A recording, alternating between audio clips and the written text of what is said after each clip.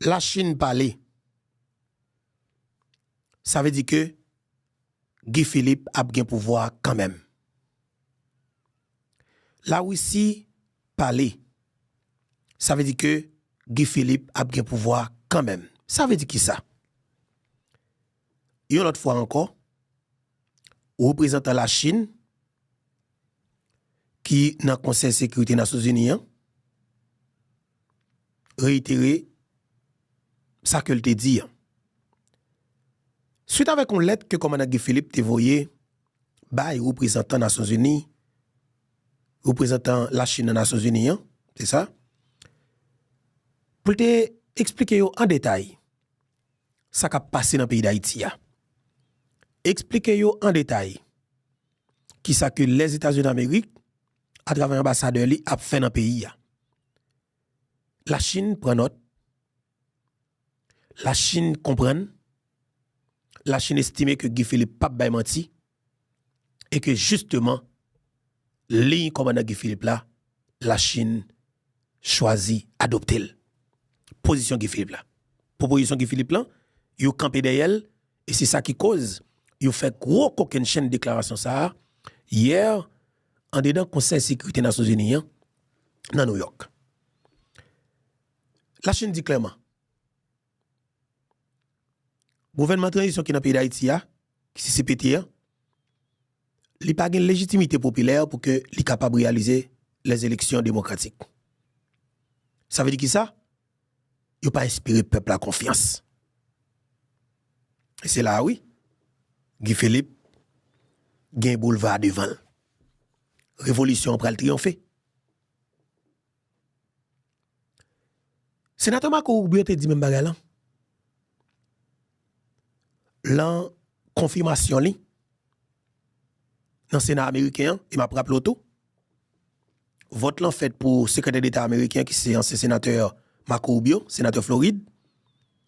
Monsieur gagne vote là à l'unanimité. Pas gagne yon moun qui vote contre monsieur, pas gagne yon moun qui fait abstention. Ça veut dire qui ça?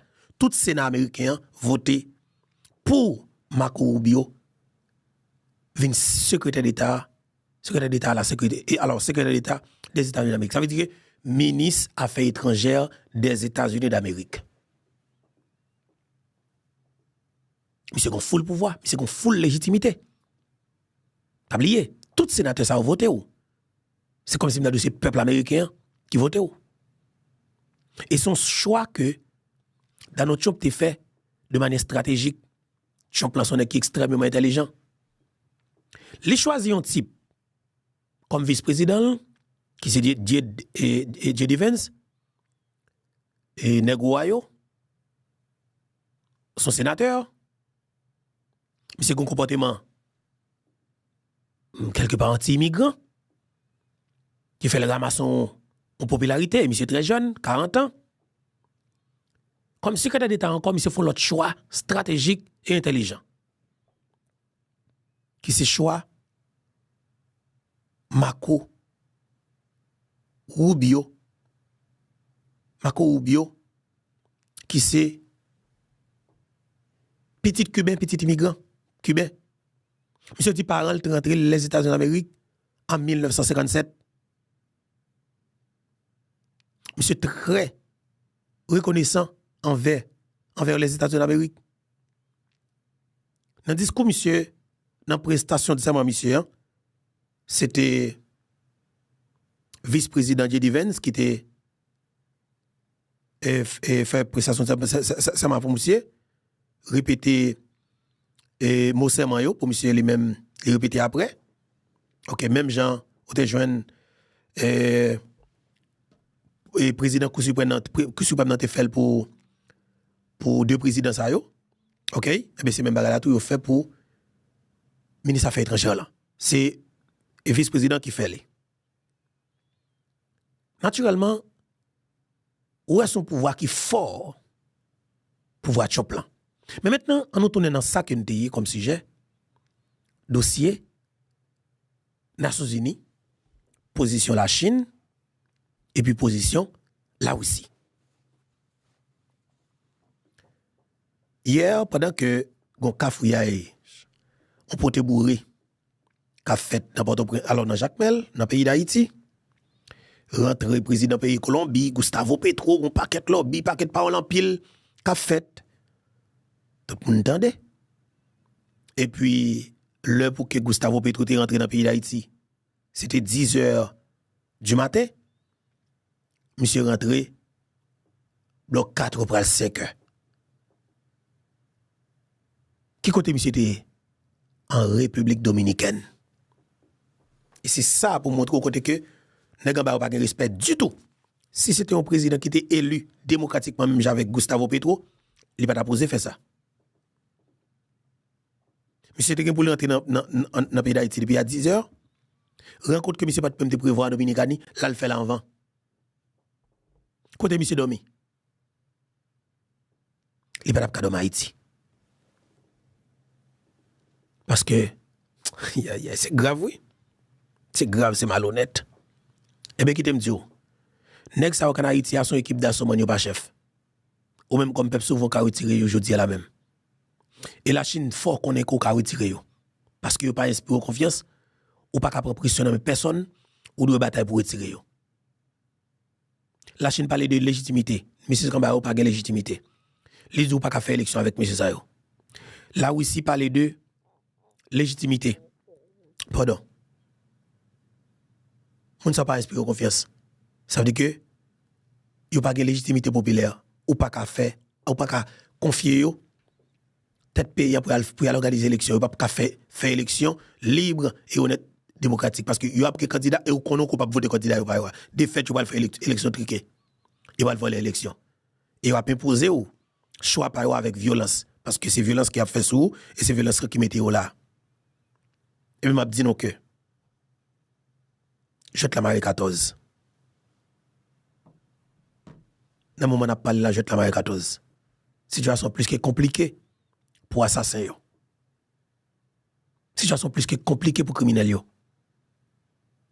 États-Unis d'Amérique positionnel à travers le secrétaire d'État, la Chine positionnelle à travers le représentant des Nations Unies, la Russie positionnelle à travers le représentant des Nations Unies. De fait, CPT a tombé.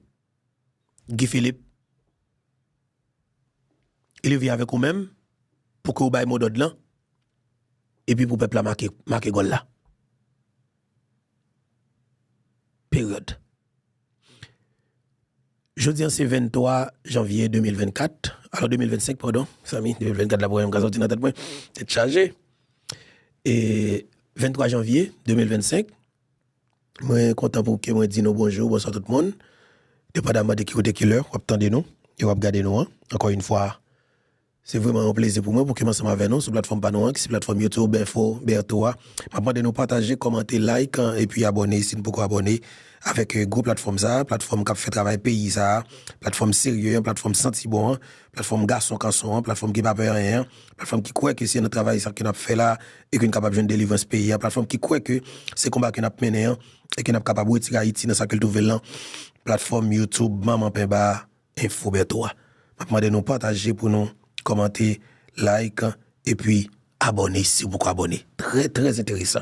Partagez pour nous de tous côtés parce que ça est extrêmement important pour nous comme haïtiens. Très très important. Et n'a pas avancé. Nous allons faire notre intervention la Russie avec la Chine et puis par la suite sous rentrée président Gustavo Petro dans Jacmel et Dozeni, ancien sénateur sud-est et réagit. Nous allons attendre ça sénateur lundi parce que pas oublier Dozeni lui-même Sénèque Jacmel lié, moi-même tout Sénèque sud-est Jacmel et moi-même pas de souhaiter que ville là te gagne des autres, pas de souhaiter bagarre ça du tout parce que pas oublier si nous tape combattre, si nous te croit que mon yo te crasé brisé sous Jovenel et que pas de café et pas de Dovel, pas quoi je dis parce que nous façon gouvernement et corrompu criminel qui tue président pour nous craser briser dans pays.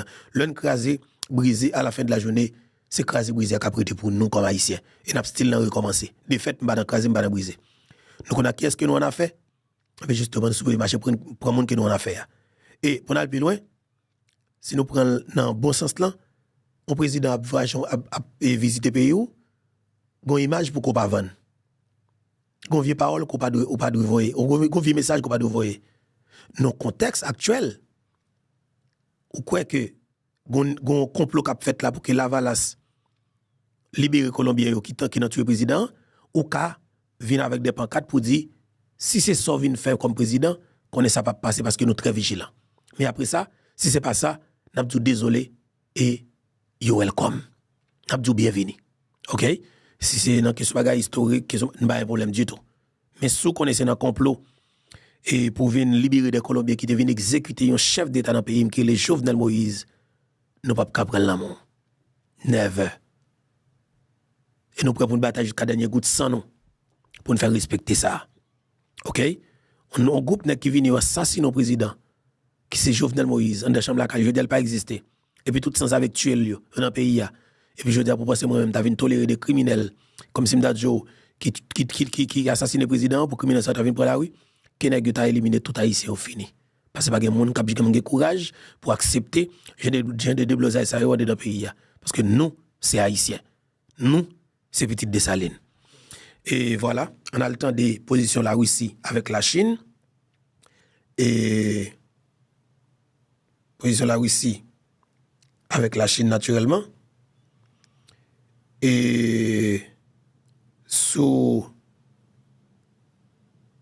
dossier pays d'Haïti, hein? OK? Sous dossier pays d'Haïti, hein? Nous avons le temps des positions avec la Russie avec la Chine. Et par la suite, nous prenons prendre intervention et capable de dire nous. Sénateur Edozeni, qui va position sur visite président colombien, qui c'est Gustavo Petro, et qui était rendu dans Jacques Mel. On a le temps de, on a le temps d'intervention.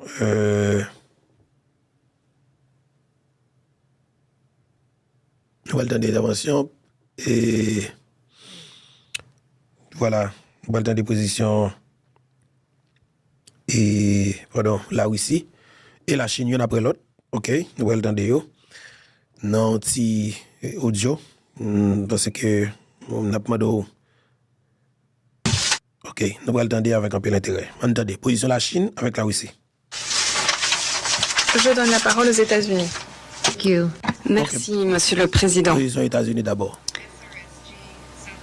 Madame la représentante spéciale El Salvador, merci de votre exposé. Merci également des efforts de l'équipe du BINU en Haïti. Je remercie également la directrice exécutive Wally de l'ONUDC. Il est évident de ces exposés qu'Haïti se heurte toujours à des défis de taille en termes de gouvernance et de sécurité.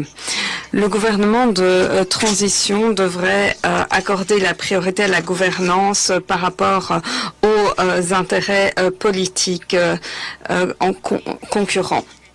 Nous encourageons le Conseil présidentielle de transition a continué de travailler avec le BINU et le peuple haïtien, notamment en réunissant des conditions propices à des élections libres et régulières.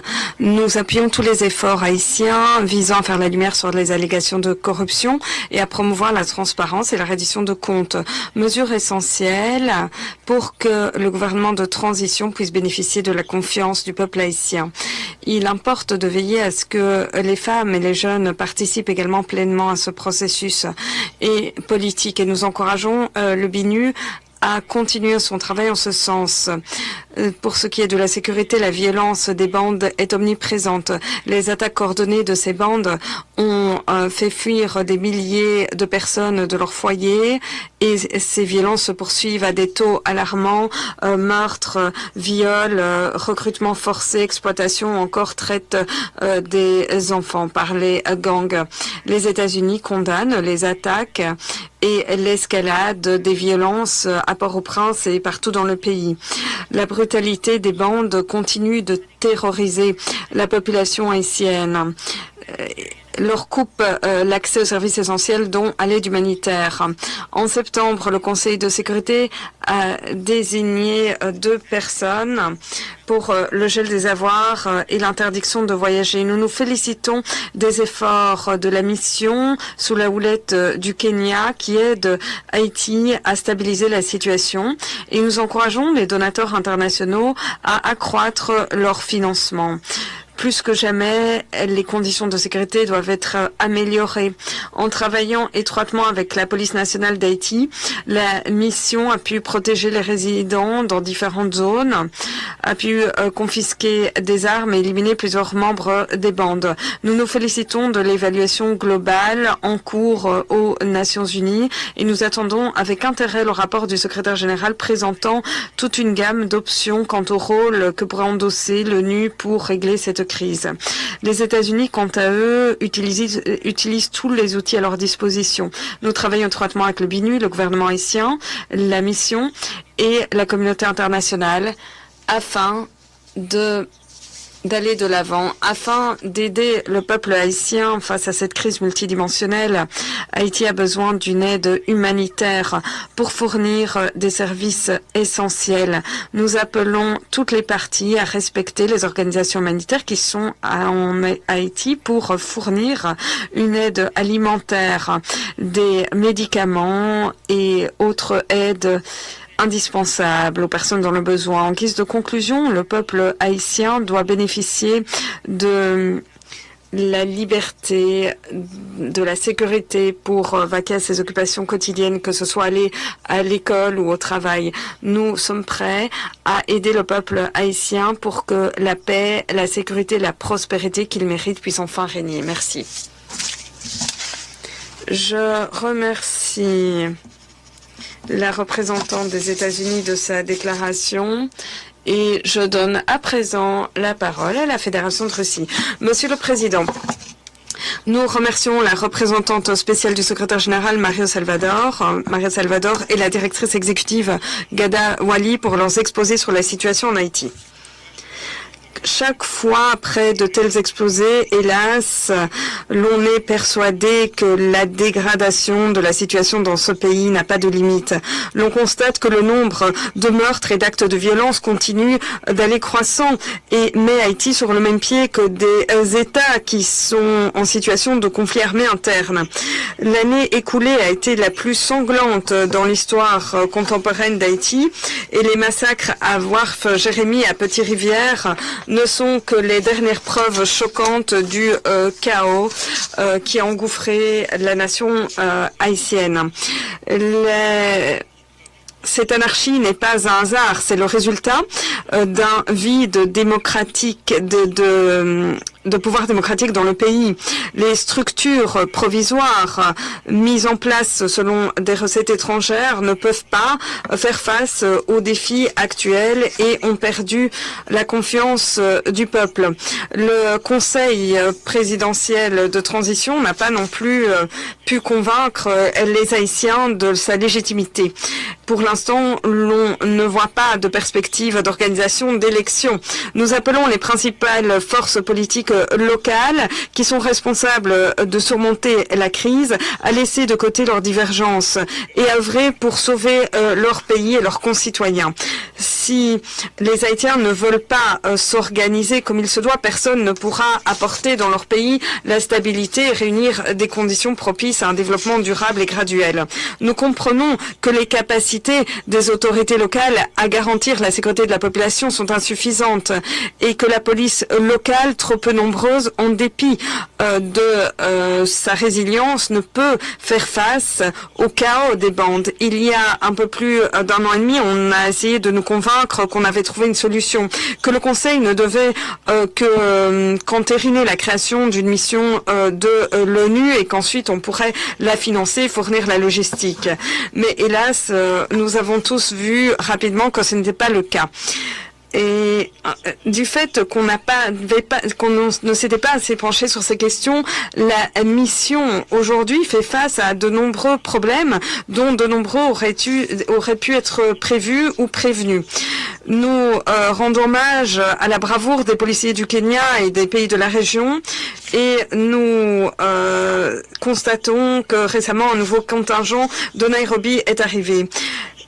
Dans les conditions budgétaires actuelles, la mission ne pourra pas véritablement stabiliser la situation. Nous appelons les donateurs et les auteurs de ces initiatives à fournir les financements promis à l'opération pour qu'elle puisse s'acquitter du mandat et des tâches qui sont énoncées. ce n'est qu'après que les capacités de cette mission pourront être renforcées et que ces objectifs seront atteints, que l'on pourra penser à la façon d'ajuster cette présence internationale en Haïti. Nous comptons sur une analyse globale de la situation et sur la présentation d'options bien réfléchies de la part du secrétariat dans le cadre d'un rapport à cet égard. Outre le renforcement de la mission, la communauté internationale doit prêter son attention à un autre problème manifeste en Haïti qui a des effets directs sur la situation dans le pays. Il s'agit du flux sans fin d'armes vers Haïti, en dépit de l'embargo territorial. Nous comprenons tous que un seul État peut régler cette question, qui soit ne veut pas le faire, ou soit n'arrive pas à tarir ces flux illégaux qui alimentent les groupes criminels qui opèrent dans le pays. Et pour ce qui est des informations du groupe d'experts de sanctions du comité du comité de sanctions, les États-Unis ne fournissent pas ces informations.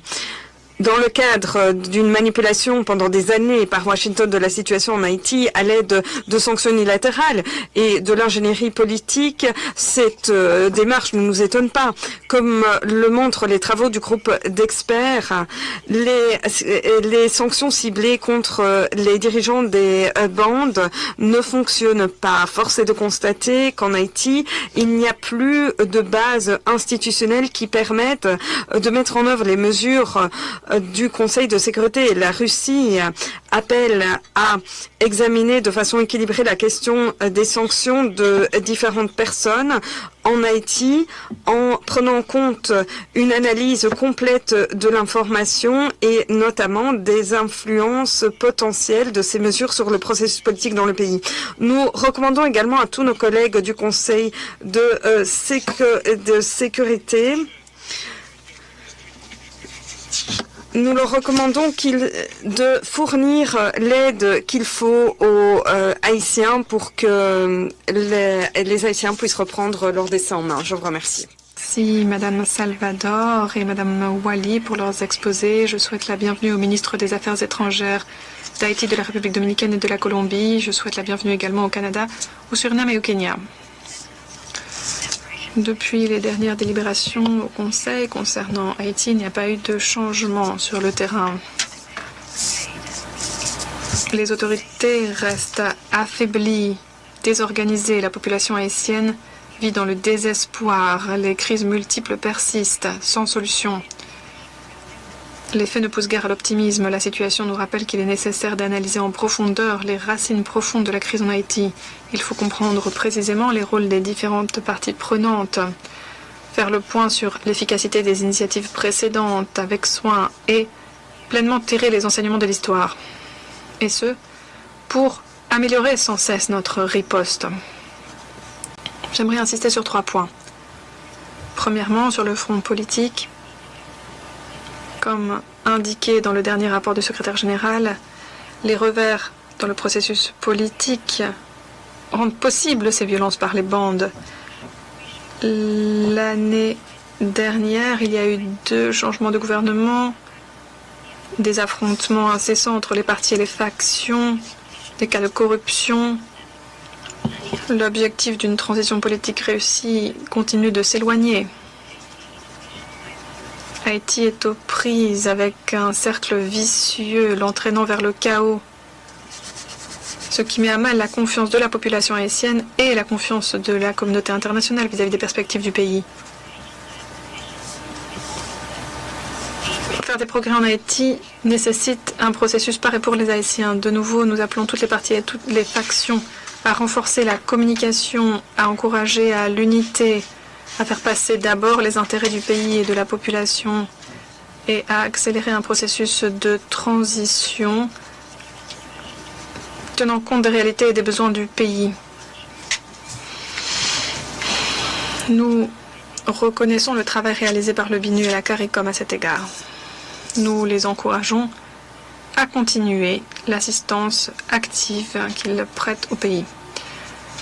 Deuxièmement, concernant la violence des bandes armées, La Chine est extrêmement inquiète face à la violence généralisée et à la détérioration de la situation sécuritaire.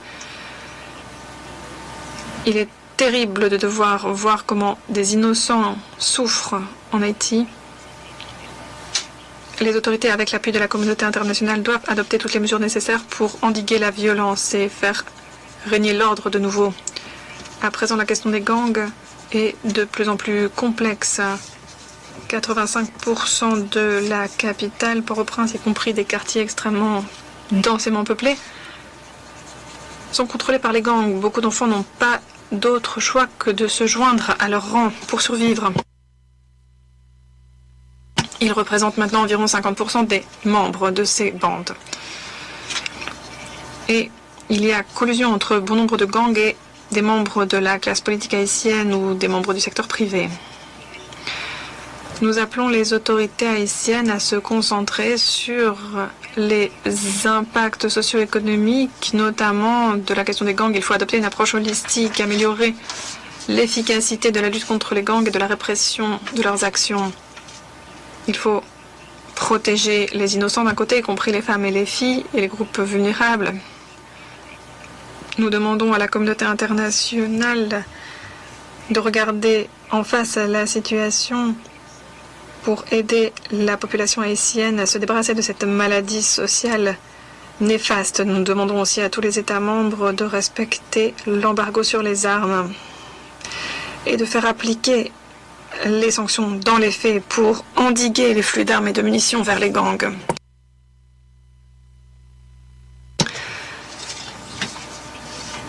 Il convient de noter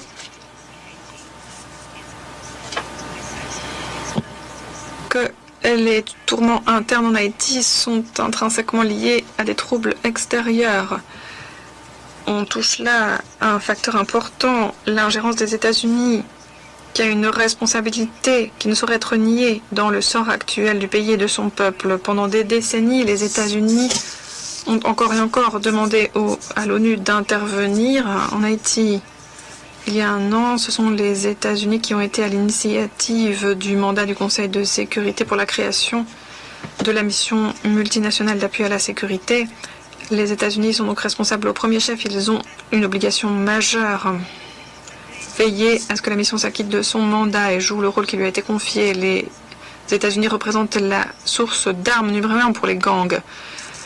Là aussi, la Chine dévoré et les États-Unis d'Amérique net dans le dossier ça, non, et dans l'intervention ça. OK? Et la Chine dit clairement, source d'armes gang, ça veut dire source d'alimentation, source cap fourni gang aux armes, c'est les États-Unis d'Amérique. C'est ça des causes.